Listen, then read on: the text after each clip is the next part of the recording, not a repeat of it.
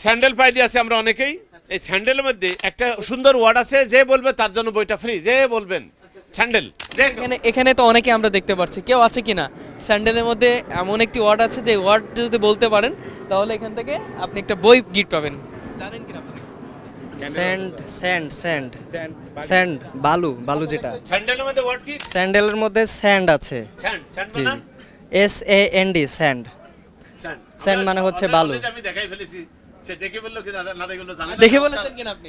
না না না আমি তার প্রাপ্য তো তো হয়ে উনি গেছে। পরে পরে এখানে দেখেন আমার বইয়ের গিফট এই জন্য দিয়েছি যে আমি যেটা বলি সেটা সেইভাবে করি। আমরা প্রত্যেকেই ম্যাক্সিমাম স্যান্ডেল পাই দিছি, বালির ওপর ঘুরছি।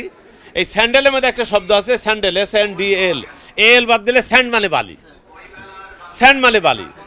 আবার যদি এস যোগ করি স্যান্ডস মরুভূমি, তাই তো। আবার এই স্যান্ডউইচের মধ্যে আরেকটা আছে স্যান্ড আছে।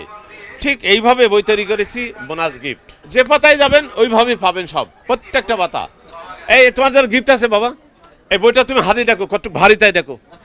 দর্শক এখানে দেখতে পাচ্ছি যে সবার প্রিয় লেখক টিপু সুলতান তিনি একটা চ্যালেঞ্জ ছুড়ে দিলেন এবং চ্যালেঞ্জ ছুড়ে দেওয়ার পরে একজন কিন্তু বলেও দিয়েছে স্যান্ড মানে বালি। কেমন লাগছে? হ্যাঁ এটা সুন্দর, খুবই সুন্দর লাগতেছে যে হ্যাঁ আমাকে একটা কোশ্চেন করতে পেরেছে এবং আমিও সেটার আনসার দিতে পেরেছি। এ সম্পর্কে হালকা পাতলা আগে একটু জানা ছিল, বাট ভেতর কি আছে এটা জানি না, কিন্তু এখন সম্পূর্ণ জানতে পারলাম। এটা সবার জন্যই, মোটামুটি যারা অ্যাডমিশনের প্রিপারেশন নেয় কিংবা যারা চাকরির প্রস্তুতিও নেয় তাদের জন্য জরুরি, আবার যারা একদম বেসিক লেভেলে আছে তাদের জন্য ওনার বইগুলো খুবই কমফোর্টেবল আর কি। আসলে চ্যালেঞ্জ না, আমি তো দিতে চাই। এই যে এইটা যদি ভাইরাল হয়ে যায় তাহলে যারা দেখবে প্রত্যেকে বালি ইংরেজিটা শিখলো। 100টা যদি এইভাবে যায় 100টা ওয়ার্ড শেখা হলো। এই লাইটটা তো ভাইরাল হয়েছে বলে সবার জানা, এটা মাইক্রোফোন, এটা বোম, ওটা ক্যামেরা, এগুলো ক্যামেরাটাও এটা ভাইরাল হয়েছে বলে জানলো। আমি চাই যে আমার মাধ্যমে মানুষ শিখুক, আর কিছু করার না, চ্যালেঞ্জ না। এটা হলো মানুষকে জানার জন্য, টিচিং পলিসি ডেভেলপমেন্ট করার জন্য আমি কাজ করি, আর অন্য কোনো কাজ না, টিচিং পলিসি ডেভেলপমেন্ট করার জন্য।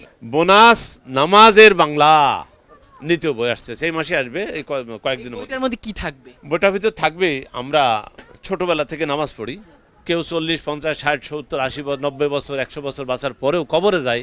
এর ভিতরে যে কি বললাম, 5 ওয়াক্ত নামাজের মধ্যে কি বললাম আমরা জানি না। যারা অ্যারাবিক ভালো না জানে কেউ বলতে পারবে না যে কোন কথাটার অর্থ কি। আমি চাচ্ছি যে নামাজের ভিতরে যেটা বলবো সেটা আমি যদি বুঝি তাহলে আল্লাহর প্রতি আমার ভক্তি বাড়বে, নামাজের প্রতি ভক্তি বাড়বে এবং খারাপ কাজ করা থেকে দূরে থাকবো। এটাই আমার উদ্দেশ্য, আর কিছু না। আমি আশাবাদী ইনশাল্লাহ আমার বই হাইস্ট সেল হবে, আমার বোনাস গিফটটা হাইস্ট সেল হবে।